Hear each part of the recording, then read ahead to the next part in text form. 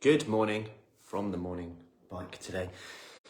If you're coming in, give me a hello. If you're on replay, drop a replay. So 3 ways to better control your blood sugar levels today. There's a lot of talk about blood sugar levels and probably a bit too much talk about blood sugar levels, but they are still in terms of you don't want them to be sky high all the time.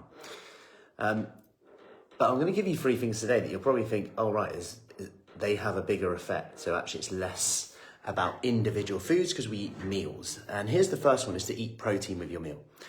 Protein can help lower your blood sugar level because protein is generally quite insulinogenic, especially like leaner protein, like whey protein, meats, etc., fish, yogurt.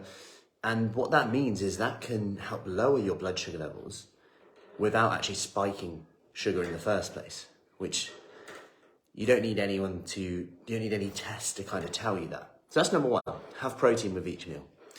Number 2, go for a quote unquote postprandial movement. And that means after eating, get a walk in, or even before is fine too.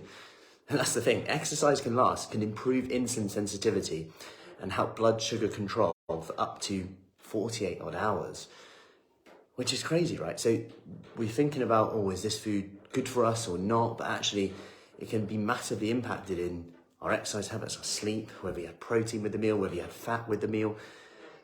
And that's important to consider. We eat meals, not foods. But get some exercise in, post, whether it's a walk, whether it's a cycle, whether it's a 1 minute of exercise, whether it's a bit of walking around the house, standing up. Even that can have a difference to your response to the food. And that one is quite often overlooked with that. So firstly, we've got protein with every meal. Secondly, get some exercise in, whether it's post, whether it's pre. And it doesn't have to be long. That can be very low intensity, but how you handle blood sugar, your sugar, carbohydrates can be improved by improving your insulin sensitivity with that, even that. And the final one is to add fiber, vegetables to your meal.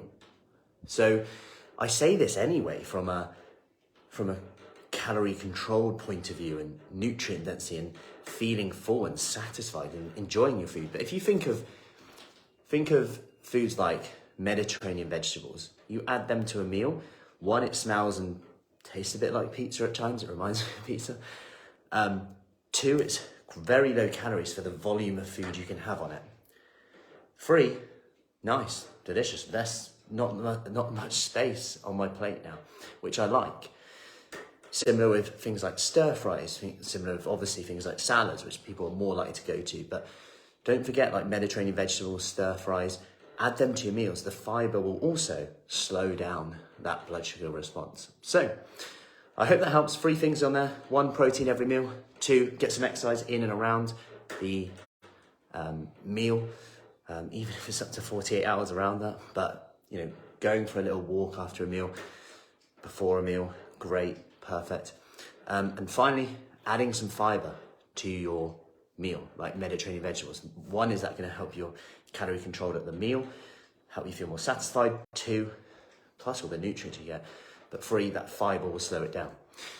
So I hope that helps. And the reason I'm sharing these are 3 very simple things you can do without testing anything, which is quite cool, right? So any questions on that, let me know. If you found that helpful, let me know. If you're doing them already, let me know. If there's one that you can add in today, let me know. Have an awesome weekend, and I'll